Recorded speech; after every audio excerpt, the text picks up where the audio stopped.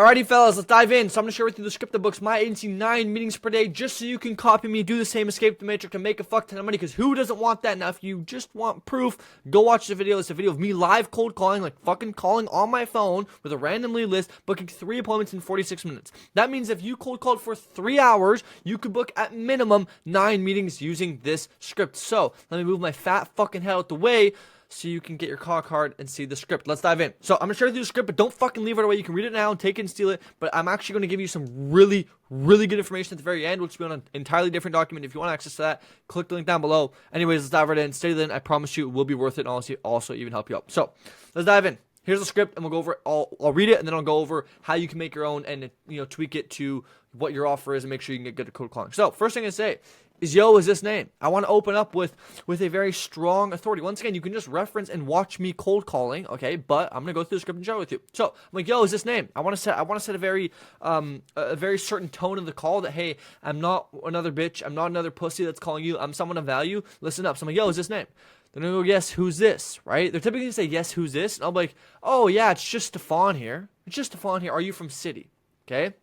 And the reason why I ask, are you from city, is I always want to take control of the conversation so they can't throw me objections. Objections happen when you let them think and control the conversation. So I always end you can literally see every single sentence ends with a question, so they can never take control and never get objections this way, right? So, hey, name's just fine. Are you from city name, right? Because I want to start to build a bit of rapport and start to lay some ground rules, etc. Okay? They're going to say yes because I know where they're from. I'll be like, cool, I'm from, and if this is true, you can say you're from close by. Okay, so if you call people locally, it gives you a really big advantage. If they're not close by, you can be like, okay, awesome, I'm also from the States or from the state or from this country, whatever the fuck it is, right? Anyways, I gotta run in a minute. I'm sure you get calls like this all the time from little kids promising the world, but here's the deal.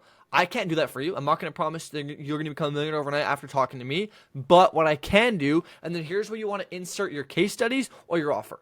And so, for example, I said we work with 23 realtors all over BC. If we could do something similar for you, would you at least, at bare minimum, be open to hearing me out? Now, the reason why I ask this very subtle call to action is I just want them to start nodding their head and say yes and start to listen. I don't want to ask for big ass like, hey, can we jump on a call? Hey, would that work for you? I just want to say something that's really easy to say yes to get them to flow on and continue with the conversation to eventually lead them to where I want to go. You want to think of cold calling as like a waterfall, and you slowly want to push them off the waterfall until they fall and die. Just kidding. Where am I? Anyways, gotta have a bit of humor to make this funny, okay? So after I ask this, they're honestly, most of the people, if you say this with enough confidence and conviction, which once again, you can watch me if you go click on this video, okay? But if you say this with enough confidence and conviction, they'll typically be like, you know what? Sure. Or they're gonna throw objection. Yeah, I don't need it. And here's how you have to handle the objection. Now, granted, objection handling, I will teach you at the end of this video, so stick around, okay? But here's where you handle the objection if they do get one. But typically, they're like, okay, sure, what is it, right? I'm like, gotcha. And just out of curiosity, like, what do you do now to get your deals? Or, what do you do now to get your clients? Or what do you do now to get your estimates, your quotes, your projects, whatever the thing is for the prospect you're talking to, right? And I even throw out a few words out there to make them know I know what they're talking about. So, for example, in this case, calling realtors, I say, what do you do now to get deals? Like SOI, ads, referrals, like, what does that kind of look like?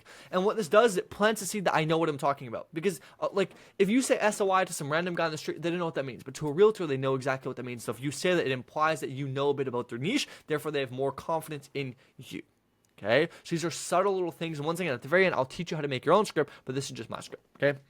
And then once they give an answer like, yeah, just referrals, I'm like, gotcha.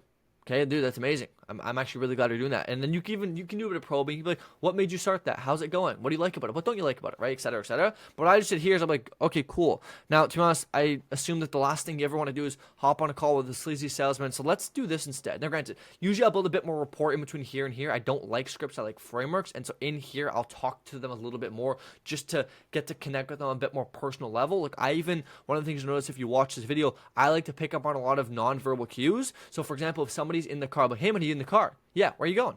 Right, and it's these very subtle things that throw people off because it makes them know that I'm not just gurging a script at them. I'm actually having a conversation with them, which is what sales is. It's having a conversation. It's two people dialoguing back and forth. That's fundamentally what sales is. It's two people. And the thing is, a script is made for a monologue. A script is made for somebody to read off and just project to the audience with no feedback. But that's not what sales truly is. So you want to have frameworks that kind of guide you so you know what to say, but at the end of the day, you still have to listen to them and kind of gauge your responses according to what they say, right? Which is why, one time a guy was making coffee, and I was like, gotcha, man. Like, I said something about, like, do you like coffee? Whatever the fuck it was. And then it's such a small thing, but it makes him realize I'm paying attention to him, which then makes him care more about me because he understands I'm actually listening to him, and I give enough of a fuck about him to understand what he's doing. Okay? Anyways, small little thing, but it actually goes a long ways. Watch the video, see what I mean. Anyways, so the last thing you want to do is hop on Sleazy Salesman.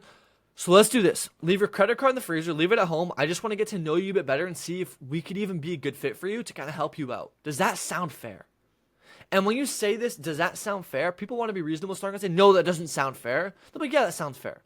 I'll be like, cool. So let's do this. I got to run pretty quick anyway. And you can lie here. You say whatever the fuck you want. Right? I got to meet a client. Or you can just say, I got to run pretty quick. But once again, if you already said this in the beginning, it makes sense to say it now, which is a really easy tactic to start booking calls, is say you have to go at the beginning, so therefore they can't say it, and then at the end you've already said you had to go, so then you can use that as a good excuse to book a call. So it's like, hey, I gotta run pretty quickly. I've got a meeting to head to. So how about we pencil something in for, I'm not really around later today, but maybe tomorrow. Once again, you want to bring it as close as possible, and that way I kind of share with you what's working for some of our guys. So worst case scenario, at the end of the call, you leave with all the information we use for our clients, and you can take it and make a bunch of money. How's that sound? Sound fair? Sure. I'm like, cool. I have sometime in the afternoon tomorrow. What does your schedule look like? And then you pencil it in. Okay, and then obviously you just want to verify number and email. So, like, cool, is this a good number to text you? And then set expectations. So, just to be clear, after this, I'll send you a quick email with the calendar invite. You will get access to that. Make sure you add it to your calendar on Google or whatever calendar you use. Over the next day or so, I'm also going to send you some resources of things I think could help you out and make you some more money from now till the time of our call. So you like me a bit more, and you can joke with them, right? So that is the concept of the script. Now, we're not done, so don't fucking leave. Okay, but that is the concept of the script. However, there's a lot more things I want to share and kind of talk about to make you a better cold caller, which for context, just go watch this video and see how I cold call. You'll learn a lot from this. But the first thing is picking up on non-verbal cues or even verbal cues, right? It doesn't really matter. But trying to pick up on things that they don't say to start to build a bit more rapport inside the call. So for example, if somebody's in the car, right? Like mention that, hey, you in the car? Yeah, where are you going? Like, it's such a subtle, small thing, but it throws people off because they're so used to people just calling and be like, I want this, I want this, I want that, and not actually having a conversation, that when you do, people start to like you a bit more. Another thing I actively do if you watch my calls is I like to make sure I end every conversation on a positive note or try and at least make them laugh at some point throughout the call.